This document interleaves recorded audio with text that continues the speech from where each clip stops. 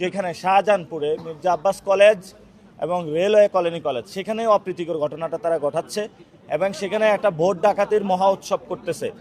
আমরা সকলকে বলবো যে এটা খুবই ইম্পর্টেন্ট নোটিশ, আপনারা একটু মনোযোগ দিয়ে শুনেন। যারা আপনারা ভোট দিয়েছেন মাঠ কেউ ছাড়বেন না। ভোট গণনার রেজাল্ট যখন হবে তারপরে মাঠ ছাড়বেন। এটা শুধু আমাদের ভোট দেওয়া না দেওয়ার ব্যাপার না, এটা গণতান্ত্রিক একটি লড়াই। যে লড়াইয়ের জন্য অনেক মানুষ শহীদ হয়েছেন, যে লড়াইয়ের জন্য হলো আমরা 17 বছর অপেক্ষা করেছি।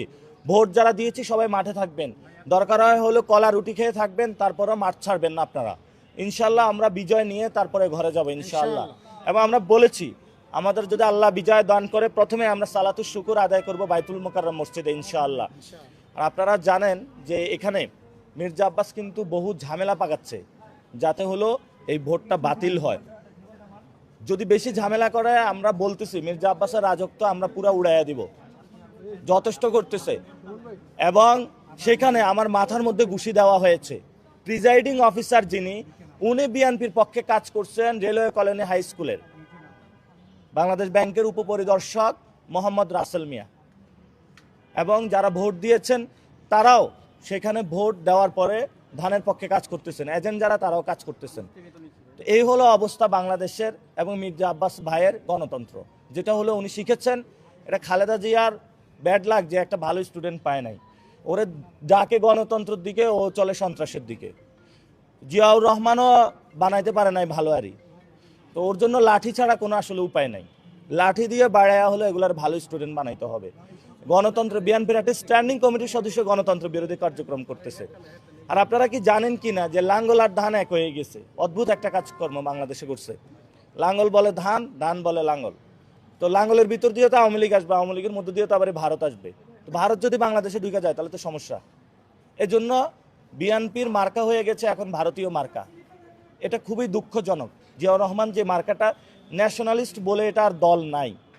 ইনশাল্লাহ শাপলাকলির বড় অভূতপূর্ব ইনশাল্লাহ জয় হবে এবং আমরা সেই জয়টা ইনশাল্লাহ আমাদের যে 8 দফা ইশতেহার দিয়েছি সেই ইশতেহারের মধ্য দিয়ে আমাদের কাজ শুরু করবো ইনশাল্লাহ। ভোট আরেকটু এনশিওর করে নিই সবগুলো। আমার মনে হয় আরও 2-1টা কেন্দ্রে আমি যাব, তারপরে সিদ্ধান্ত নিব, জানাই দিব আপনাদের। আমি আপনাদের গ্রুপে জানাই দিব। একটা প্রশ্ন যেটা ছিল যে আপনি ইতিমধ্যে বলেছেন শাহজাহানপুর কেন্দ্রের প্রিজাইডিং অফিসারকে নিয়ে আপনি প্রশ্ন তুলেছেন যিনি বিএনপি পক্ষে কাজ করতেন বা তো আপনারা এটা নিয়ে আনুষ্ঠানিকভাবে কোনো অভিযোগ ইলেকশন আমাদের ইলেকশনের একটা যে আমাদের দল থেকে এবং 11 দলীয় জোট থেকে একটা ফোরাম আছে, সেখানে আমি জানিয়েছি এবং যারা ওইখানে যে দায়িত্ব ছিল প্রশাসনের আমরা তাকেও জানিয়েছি।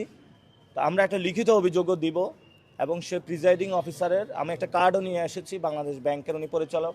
সেখানে গণকণ্ঠ নামে একটা সাংবাদিক ছিল, ওনার কি অবস্থা জানি না, ওনার হলো যে কোনো সময় ওনাকে অ্যাটাক করতে পারে, তার সাথেও সে প্রবলেম সৃষ্টি করতেছিল। তো যেটা দেখে মনে হয়েছে যে ওইখানে প্রিজাইডিং অফিসার না, মনে হচ্ছে উনি মির্জা আব্বাসের ছোটবেলার বন্ধু। এই হলো আমরা পরিস্থিতির মধ্যে দিয়ে যাচ্ছি। হ্যাঁ, আমাকে এই কলেজে ডিম মারা হয়েছিল এবং আমি আগের দিনে নোটিশ দিয়ে দিয়েছিলাম যে আমি এই কলেজে যাচ্ছি। ইনভাইটেশন ছিল, আমার ইনভাইটেশন, পরে মির্জা আব্বাসের ইনভাইটেশন ছিল। পরে দেখছে যে এই পরিস্থিতি, পরে উনি আর আসে নাই। এর আগে কিন্তু উনি বিকারুন্নেসা কলেজে গিয়েছিল, এর আগে সিদ্ধেশ্বরীতে গিয়েছিল এবং এক জায়গায় ওনাকে শাপলাকলি দেখায় দিছে সবাই। এই হলো পরিস্থিতি। তো এটা আমার ইনভাইটেশন ছিল এবং আমাকে শুধু এখানে ডিম মারে নাই, নিচ দিয়ে কিন্তু আঘাত করেছে। এখন ধরেন বুমগুলো এখানে ধরা আছে, পিছন থেকে আমাকে যদি আঘাত করে আপনারা কিন্তু কেউ দেখবেন না। ওই দিন আমাদের নিচে মারা হয়েছে, ঘুষি দেওয়া হয়েছে। তো আমরা ওই দিন কনফ্রন্টেশনে যাইনি, যাইলে একজনে এখান থেকে যাইতে পারতো না। আজকে যে আমাদেরকে মারছে সে উত্তম মাধ্যম খেয়েছে। আমরা এখন প্রতিরোধ শুরু করবো। অনেক ধৈর্য ধারণ করা হয়েছে, আর ধৈর্য ধারণ হবে না। শাহজাহানপুরে ওই যে পাড়ার মাস্তান হলো কিছু না পারলেও একটু চেষ্টা করে আর উকি দেওয়ার। শাহজাহানপুরে তো পাড়ার মাস্তানি করে, শাহজাহানপুরবাসী ভোট দিয়ে দশায় দিবে পাড়ার মাস্তানকে।